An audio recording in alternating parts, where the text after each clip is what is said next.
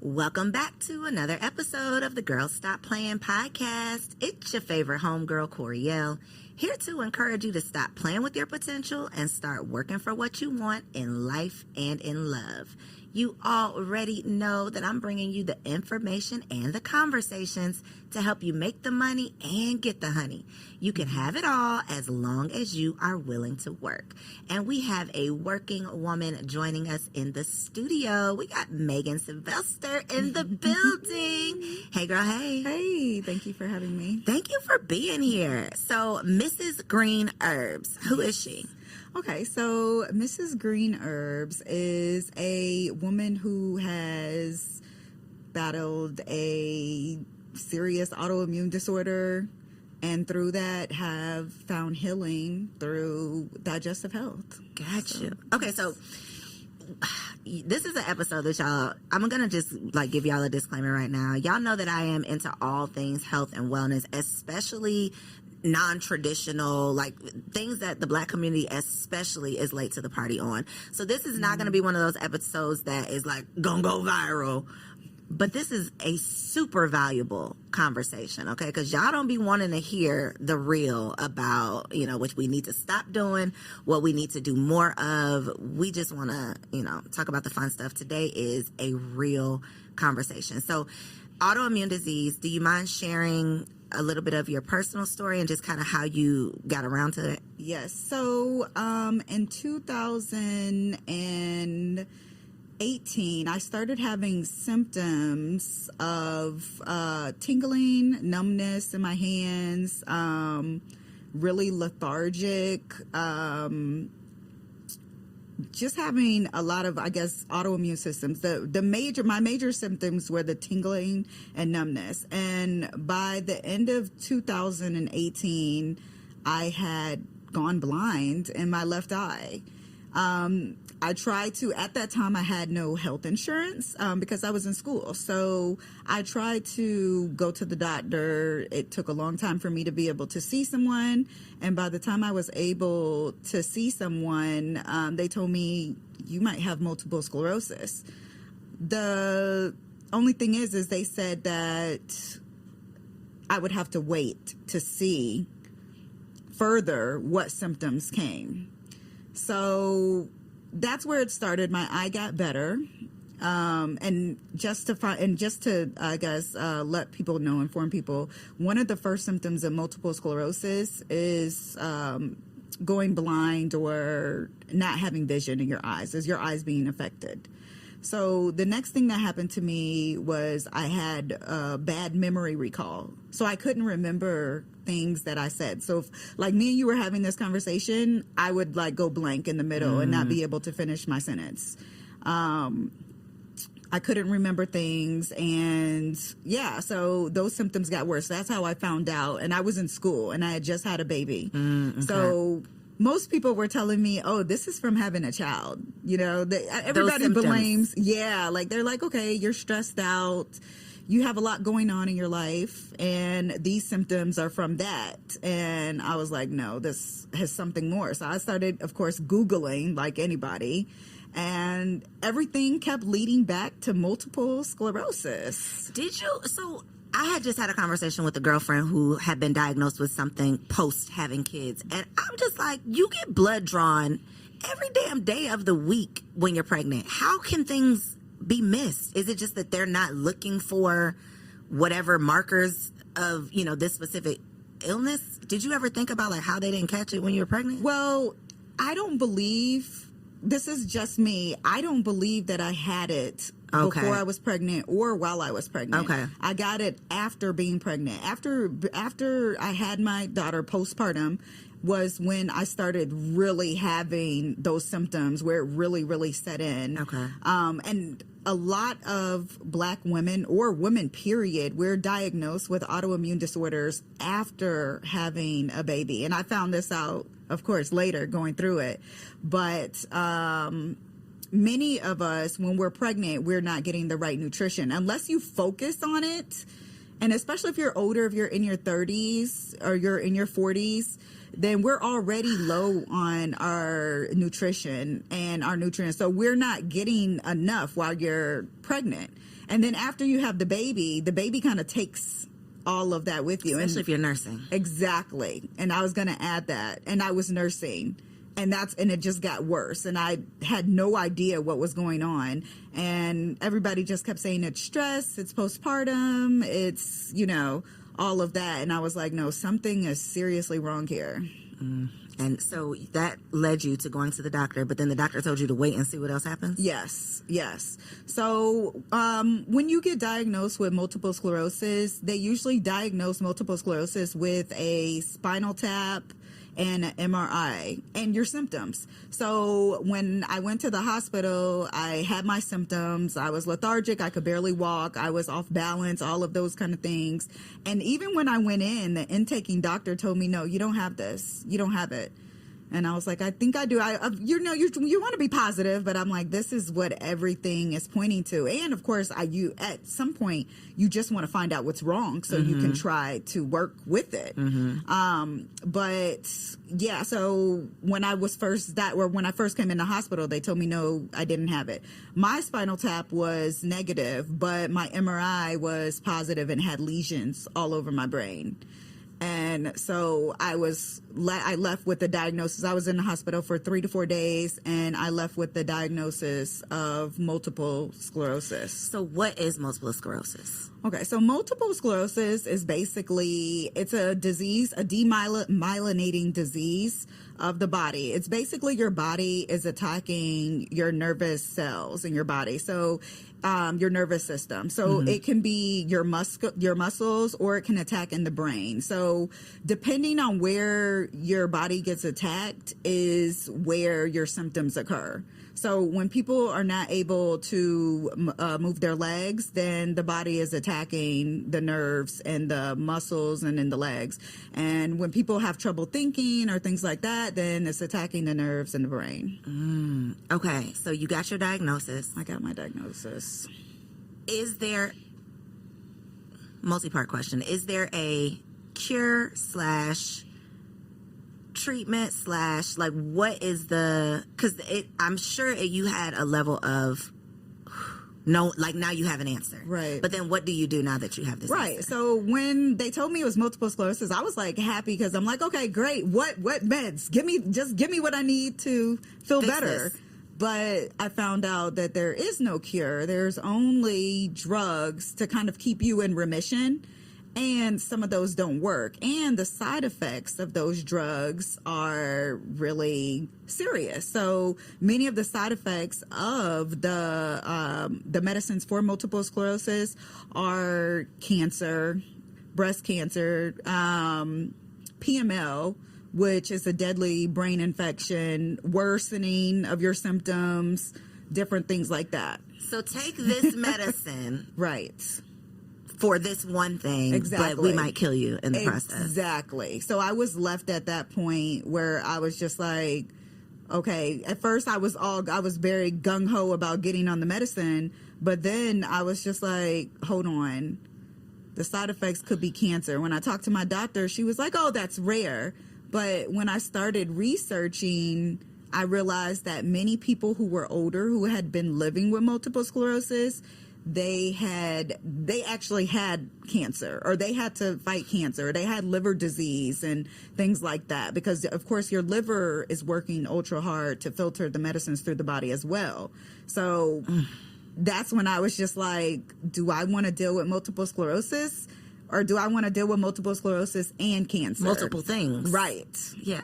So I chose, let me just try to deal with multiple sclerosis, because I was scared. I was super scared, with like a lot of people. It's very scary, and I think the medical system takes advantage of your fear. Exactly. Because they push pills, surgery, like they push what's profitable exactly down, not what's actually going to work, not what will actually get to the root of the problem. It's just like, let's pacify this for as long as we possibly can. I remember working as a pharmacy tech in college and seeing the little old ladies spending $800, $1,000 every single month on prescriptions. Right. And it's like, that's probably the majority of your income. Right. You're not feeling any better. Exactly. You know, it's literally, and you're never getting off of these drugs. It's literally just a revolving door of from this pill to that pill to this pill. Exactly. And that's just no way to live. So what did you decide to do instead of going the traditional route of like signing yourself up for suicide? So I just continued to research because I'm like, there has to be something. And then the best way to heal yourself is to find someone that has did it before. So I started researching and looking for people that had helped themselves. And so I'd find a person here and I'd be like, what did you do? Can you tell me? And they would say, okay, they did this or they did this. And I started just getting little tidbits and I started to get motivated, more and more motivated, seeing like, okay, I can do this. And then I found somebody actually contacted me who saw me looking on Facebook, on social media. And he was like, hey, there's a group of us that's doing a treatment and it's by a Brazilian doctor. And his name is Dr. Coimbra, and he was like, there's people getting healed. And so I joined this group, and like you said before, in this group, there was not many African-American people. So there was just this group of Caucasian people, but many of them Caucasian people, and the Brazilian people on the other side of the world who were doing this treatment for multiple sclerosis. And I will say it was a little expensive because you have to pay out of pocket. That's the other thing I found out is that when you decide to go holistic, which is why many people can't, is you have to pay out of your pocket. 100%. Insurance does not cover anything that you're trying to do holistic. So once you say, you know, I'm not taking those meds, they're like, you're on your own. Good luck. Yes. And so that's where I was at with it. But I found a holistic doctor, and there's only like 5 doctors in the U.S. that practice this protocol. I found this doctor in Seattle, and I started working with her.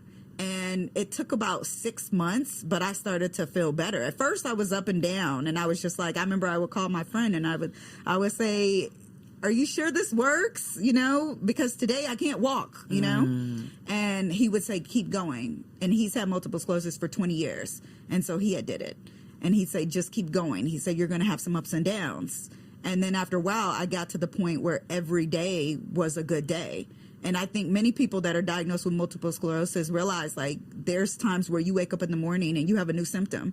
So every day I would wake up, there would be a new symptom. Like my arm wouldn't work one day, and or I would wake up and one of my eyes is blurry, and it would switch, you know, just every time you woke up. And it's scary. It's really scary. So I understand, though, when people decide to take medicine, because it's super scary. And it has to be a decision you make yourself. For me, I just wanted to be in control of what happens, so that if something bad did happen, I can say I chose that and not somebody else, because I can't go back and blame the doctor. And even if you did, you're not going to, even if you go back and blame the doctor, even if they are at fault, you're not going to get $1. Exactly. They're not going to make it up. They're not going to try again for free. It's just like we were practicing physicians, and we practiced on you and it didn't work out, which is why I think, and I do think this is a black people thing, like the fear that we have of authority, the way that we like look to doctors to be gods. It's like, I'm not gonna, you don't question the doctor. Exactly. You know, and a lot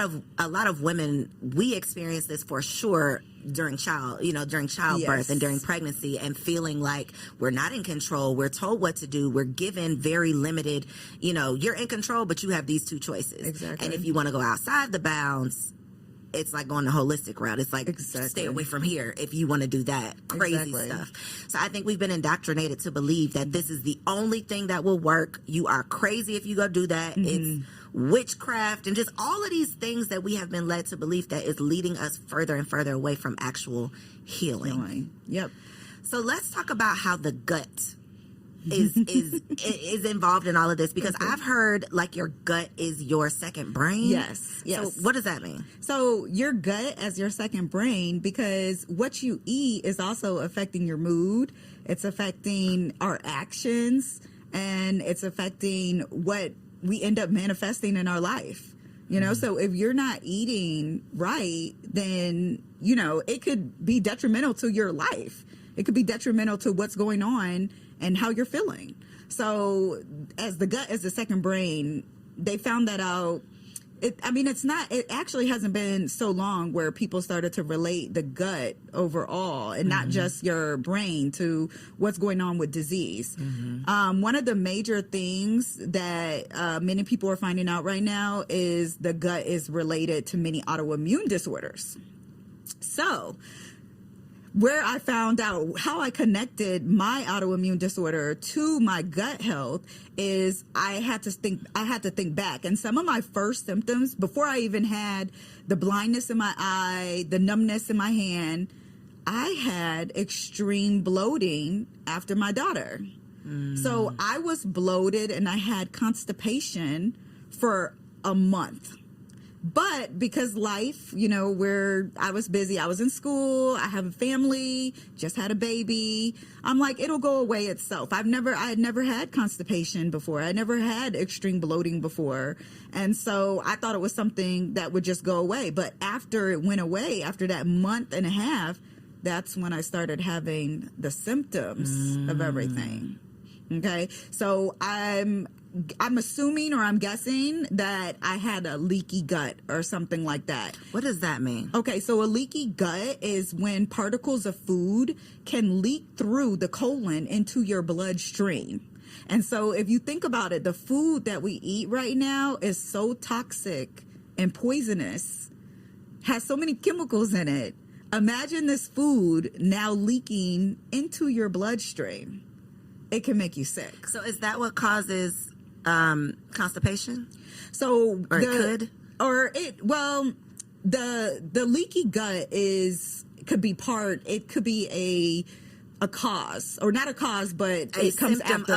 Okay, got you. So okay. The constipation would come first, and then you could end up with leaky gut. I'm trying to make this make sense. So basically, because your body is not removing the toxins through you going to the bathroom, you're constipated, so you're not going to the bathroom. So all of that is sitting there, and it starts to leak out. Okay, exactly. All right, I just had to rationalize that for myself. Okay, that makes sense. And when you start to think about it, it's funny because it's just so. It's kind of like, oh, that makes sense. Waste is not being eliminated. Got you. Okay. Exactly. But that's exactly what I meant. But and that's why having constipation is so important to not just sit with. It's important to go to the bathroom daily because of the foods that we're eating, and to keep everything running smoothly through your body. Because when it starts to sit, it also gets hard and it starts to ferment in the colon. Is that what causes bloating? So that causes gas. Wow. Yes, so that causes gas in the colon, and then that's when our stomachs expand. See, and then we just be thinking, oh, I'm just a little like it's not a big deal, and not to say that it is the biggest deal, but it's definitely something that we should be mindful of and doing something about, versus just thinking it's just normal. Exactly. And then now that back to the food again, now that the food has so many chemicals in it, that's just making it worse. So as it was, I guess, 20 years ago, 30 years ago, someone could have constipation and maybe not feel so bad right away, you know, but now you have your constipation and it's like... That's like, well, my grandmama was eating...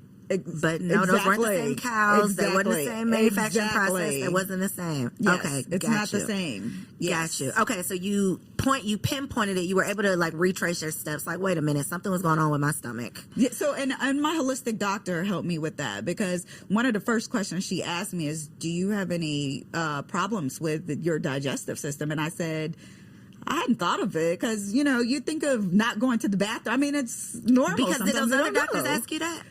I'm sorry? Did the other doctors? No, they did not. And one of the questions that I remember I asked my medical doctor, I asked her, does eating have anything to do with this? She said, oh, no. And I'm like, that was the first time that I was like, I'm not sure. I got to side eye you, ma'am, doctor. I'm like because questioning now. I'm questioning everything you've ever said to me, because I can't trust your judgment. If you want to tell me that what I am putting into my body is not affecting what's going on in my body, that's insanity. And that is why we have to advocate for ourselves. That is why we have to stop blindly trusting somebody just because they have a certain title. our intuition, like trusting our gut, literally. Yes. Trusting Right. your gut, and not, if it don't make sense, it's probably not right. Exactly. So your holistic doctor was like, okay, let's start with ABC 1, 2, 3. What are you putting into your body? What is going on? She's the one that was first like, okay, do you have any symptoms of this? How's your digestive health? And I was like, hold on, I did have these symptoms. And I remember she said, well, is it relieved now? Like, what's going on now? Because she was like, we can't move forward with the vitamin protocol and the things that you need to put in your body if your digestive system is not functioning how it should be. If everything's not moving properly, we can't go forward. Start there. So I had to start there. So I started with that, getting my digestive health going. And what was that like? What was that process? So colon cleansing.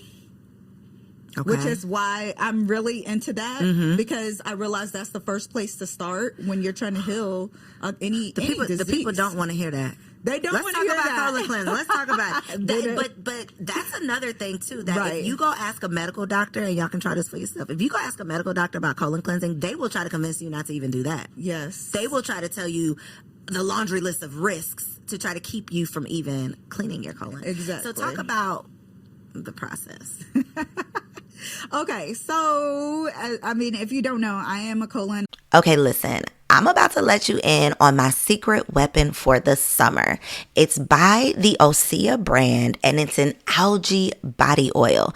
Now, you're probably thinking, algae? Yes, baby. This vegan, cruelty-free, clean body oil literally leaves me with the perfect summer glow. It leaves my skin feeling soft and smooth, and it has the best scent. It's like this citrusy grapefruit scent that literally my husband can't keep his hands off of me. If you want to experience this for yourself, log on to OseaMalibu.com, search for Undaria algae body oil, and use GSPP as your discount code to save 10% off. That's OseaMalibu.com. I'm a certified colon hydrotherapist, and I got certified after I got diagnosed because I believe that the gut is so important. And I found that out for sure. But the process of colon cleansing involves putting a tube into the colon and then putting purified water into the colon, which stimulates the colon to release waste. So the kind of waste that comes out is mucus, plaque, parasites, and of course your food waste that's been sitting in there. Also, if you're constipated, it helps to break up waste that has been dried up and that is sitting in the colon and get that out as well. Again, if we are thinking just logically, it makes sense that after the years, the decades of whatever you've been doing and putting into your body, that it might need a little bit of like cleansing, like a little rinse. Exactly. Right? The same way we clean ourselves daily, doing that internally is basically what you're doing with the colon cleanse. Like a power washing. We call it, we compare it to a power washing. It is very much a car wash. Yes. It is very much a power wash. With your, with the way that you do it, your method, which method do you do? The open system or closed system? The open system. So which one is that? Is that the laying down? That's or the laying sitting up? down. You're kind of laying down. You can sit up as well, but you're in a room by yourself with a colon hydrotherapist checking on you, making sure your water and everything. You sit on? It's the machine you're sitting on. Oh, girl, that machine about took me out several times. So y'all, you have to sit on. I went and did a colon cleanse maybe like 3 weeks ago, and me and my husband had been talking about like we're both gonna go do it. Right. This wasn't my first time, but I did not remember how traumatic. This is not gonna be a good infomercial for you, but listen, I didn't remember how traumatic it was to get that little tube up my butt. That is a real thing. So I will say this, like at my center, and this is why I have so many people come to my center, is because we have a lot of first time people, and so you won't leave traumatized. You help people? Yes. Okay. Okay, because I was like, baby, I know you said you want to do this, but I just don't think you're going to be able to come up in here and do this. We've had a lot of men, honestly. Okay, We've had a lot of black men coming who are just like they're just ready to, get their health together. Yes. A lot of people detoxing because a lot of people are becoming more knowledgeable about the gut and what's going on in their body. So they're taking advantage of the information that you can get for free, and they're using the information to take control of their health instead of waiting until something happens. Is wrong. So being proactive. Yes. Absolutely. Being proactive, yeah.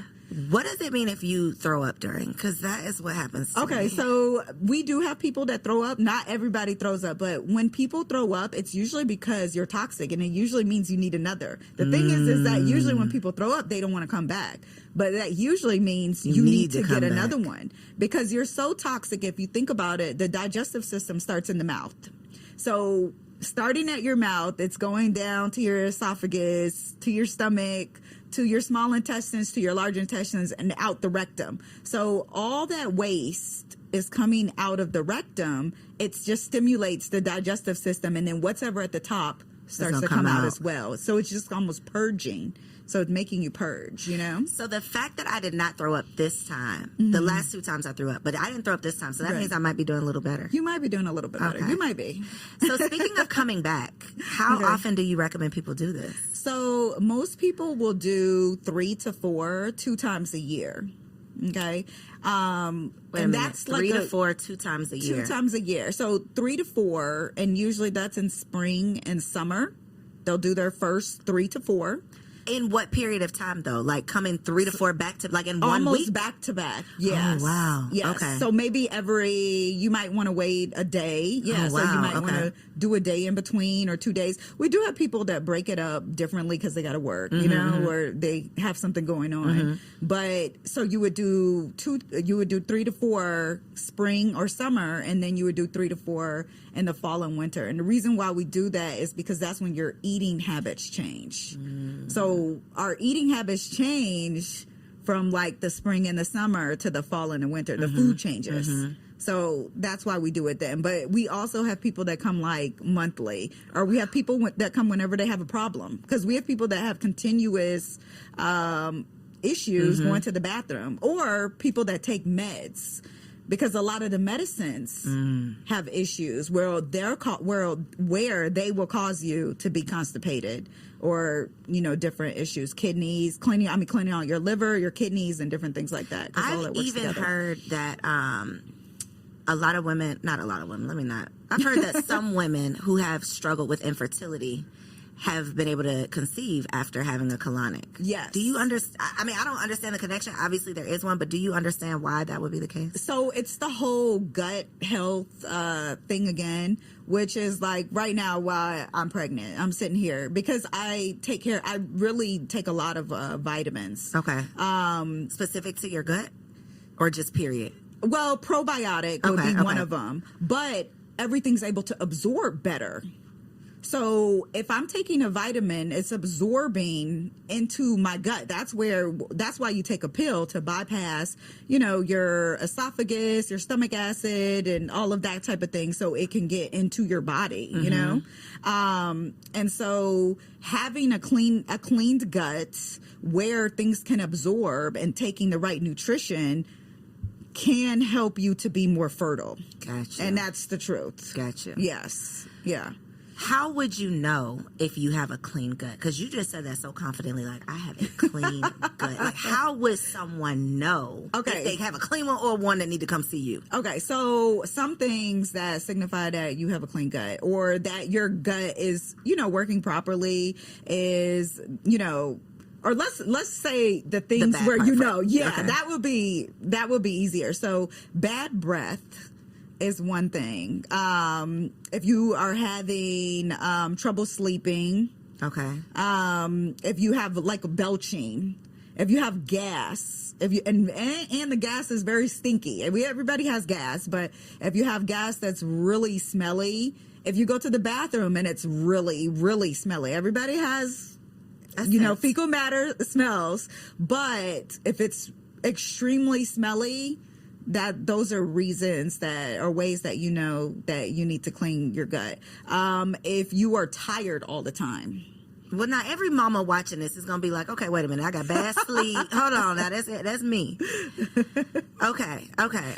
So everybody probably just needs to get their colon cleansed. Yes, on a regular basis, you should. You know what I mean? Like, even if you are not getting it done monthly, you don't have to come monthly, but you should at least, get it done, 3 to 4 times a year at least, at the minimum, just because we have the mucus and the plaque that can line the gut. Now that comes from the food and different things that we put in our body, and that can build up on the lining of the colon inside.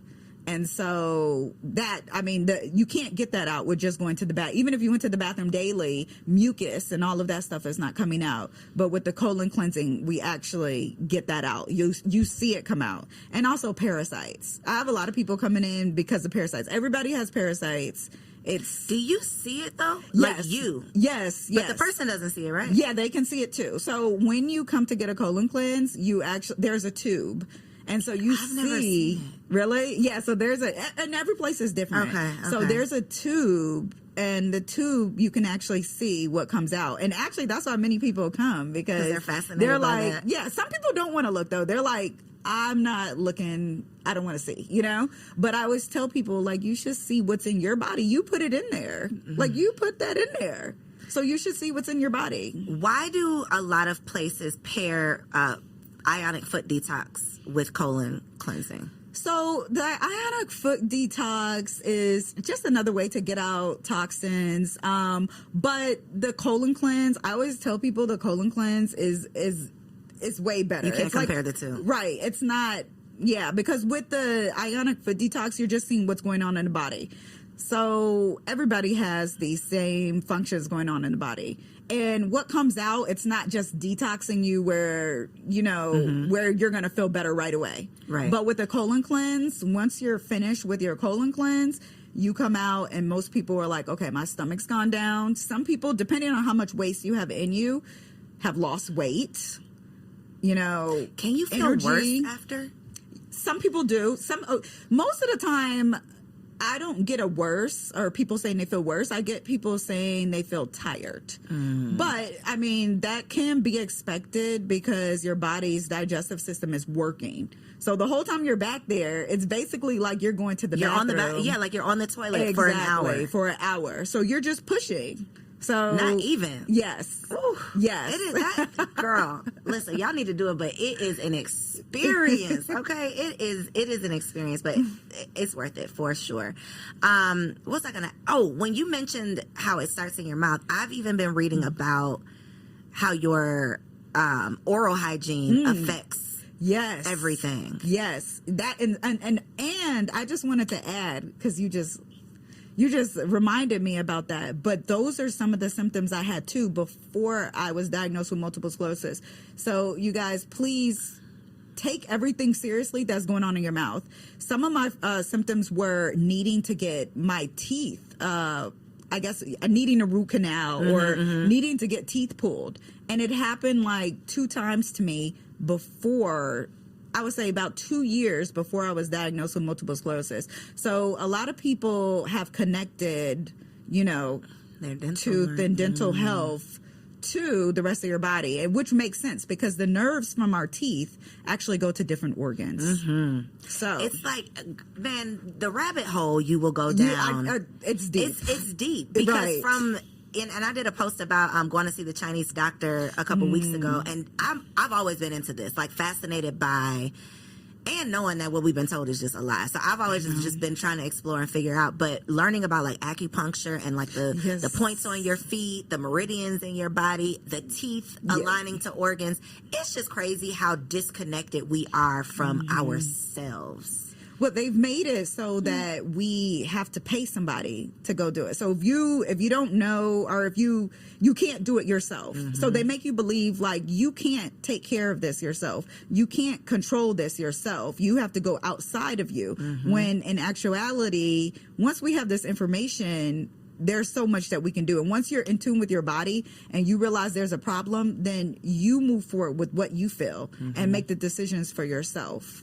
So hindsight being 2020 and you being able to kind of walk back the symptoms and kind of the timeline, is there anything that you believe you could have done different or that could help someone else? Okay. Like if you would have, I don't know, knowing what you know now about multiple sclerosis, is there anything that if you notice this symptom, you can halt it? Like, what have you learned now that can help someone else? Once I got into having the symptoms of multiple sclerosis, it was too late. Once so there's no turning back. There was no turning back. Now remission, which is getting those symptoms to lessen and you not feeling them, then I feel that's possible. But as far as like just totally making it go away, I'm in it now, and my body's on that, I guess, path, you know? But some things that I would recommend to people that I did, that I look back and I'm like, you know, this could have contributed to it. Dieting while pregnant.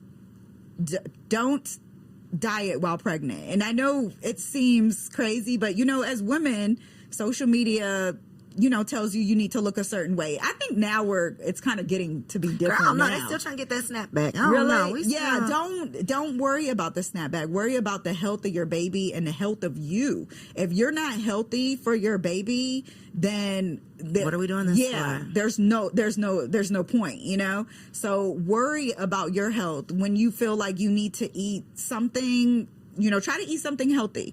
But don't stop yourself from what you feel you need to eat because you're trying to eat less. Not to gain weight. Yes, because there's a reason why we need to eat like that while we're pregnant and while you're breastfeeding. It's so important while you're breastfeeding. It's not over. Once the baby comes out and you're breastfeeding, it's not over. Only the beginning. Right, it's the beginning. And that's when you need even more nutrition because the baby is taking that nutrition in the milk from you. So those are a couple of things that I look back on. I was kind of trying to eat less, and that's how I ended up with a nutrient deficiency. You know, people don't talk enough about. I mean, we talk about like the petty little trivial stuff of parenting, and like just stuff that doesn't really move the needle in terms of like your nutrition, like the value of eating well for you and your child. It's so especially the number of women that I've talked to that have developed illnesses post-pregnancy. Yes. And now that you sit here and say you basically like starved your body for 10 months, a whole year, on top of nursing, if you nursed for any amount of time, that's literally your body in survival mode. I was so for tired. Multiple years. I was so tired and stressed because I was in school at the same time. So I was stressed as well. It was too much. And as Black women, we try to do so much and we try to be there for everyone because we can do it. We can do it, though. I mean, we can do it. But to what extent are you giving yourself away as well? And so when I look back on that, all of those things, like now, no, if I can't do it, I can't do it. I'm too busy. To push myself, kill myself to try to do it. Exactly. So herbs, preventative, because we're all about being proactive. Like, God forbid someone has to come back to this episode after they done got a diagnosis. Like, before we get to that point, what are some herbs that you, because I saw on your page soursop, which I've heard so much about. So talk just about the everyday things, like not specific to if you're dealing with something, but like you should get this in your body every day. So soursop leaves, of course. Do you do tea, or how do you? Yes, so you could do a tea. Some people will eat the fruit and put it in like a smoothie, juice it, you know, different ways. But the leaves have different vitamins in it, such as iron and folate and different things like that. So many of my clients will use the soursop leaves when they have cancer or if they're in remission from cancer, because soursop leaves are known to fight cancer cells. So many of the herbs that I do have are Jamaican herbs. My husband's Jamaican. And so that is how I got turned on to herbs. So one of my favorite herbs is cerasee. And I know, like, Jamaican people are going to be like, what? This is something we drink every day. What is it called? Cerasee. Cerasee, okay. So that is my favorite herb. It's a bitter herb. You can drink it daily. And many people in Jamaica are made to drink it daily. All of these herbs are new to us here, to many of us here, you know? But these are things that in other countries, many other people use daily, or they're used to drinking these herbal teas, you know? And so I think drinking tea is a good way to just, you know, you're first of all, you can help it to taste good. You can make it taste good. And it's just something you can do that easily every day, you know? But the cerasee, back to the cerasee, one of my favorite herbs, because it helps with circulation. It's a bitter herb, and it's not the most tastiest. Okay. And I feel like with many of us, we don't want to have a herb if it doesn't taste like. No, we'll take a shot of tequila, but we'll take a shot of tequila. Yeah, got to make it make sense. Exactly. Yeah. So like people will say, okay, this is nasty, but I'm like, this is the best one for you, though. So this is the one. With all the talk on social media about the fake sea moss, how can we make sure we're getting the real thing? Because it defeats the purpose if you're out here thinking that you are spending all this money to get these herbs and then it's fake and you're doing nothing to help yourself. Sea moss, I'm going to be honest, I don't really get into the whole sea moss things because there's people who specialize in that. But I would just say with sea moss, first of all, if you have hyperthyroidism, you should not be taking sea moss. Okay. If you have a fish allergy, you should not be taking sea moss, okay? And we have to remember, because I think a lot of people now, they make sea moss and it tastes good, right? And so you're just eating it by the spoonful, but it has vitamins and it has things in it, and people are getting sick from taking herbs. You know what I mean? Having too much. Because now you didn't put this flavor in it, and it's delicious, and you didn't have the bottle. You did too much. Okay. You know? So with sea moss, you just want to be, those are just some things I know to be careful with, but I don't specialize in it. Okay. Last question in terms of colon cleansing, because you listed off the people who should not take sea moss. Who should not get a colon cleanse? Okay, so we do not do colon cleanses if you just had a stomach surgery. Okay. Where you were opened up. Okay. Yes, because the pressure of the water can be on the stomach. Right. Okay. We don't do colon cleanses on people that have like polyps and things inside of their colon. Right. Okay. Because you have to insert a rectal nozzle, and we don't want to bruise anything that's already there. Okay. We don't do colon cleanses on people under 18. Okay. Okay. We don't do colon cleanses on pregnant people. Okay. Even though I have so many pregnant people calling me like, I'm constipated, I need a colon cleanse. But we don't do it just because of the pressure of the water, which comes on the abdomen. So those are some of the things. So for anybody watching this who wants to come see you, let the people know where they can come see you. And then you have something for people who can't come local. Like, you have something for them. Yeah, right? I do have something. Look at this camera right here and tell the people where they can find you. Okay, so my business is Green Herbs Wellness Center, and we are in Lilburn, Georgia, in Gwinnett County. And yes, we specialize in colon cleansing. We also have herbs and herbal tea, specifically soursop detox and soursop tea. We do also have a colon cleanse tea for people that are not ready to get the colon cleanse yet, or people who can't come see us. We have a colon cleanse tea. Yep. And it's on our website, which is www.greenherbsandjuice.com. We will make sure we put that website down below. Listen, share this episode with a friend, okay? True wealth is good health. Thank y'all so much for tuning in. I will catch you on the next episode. Peace.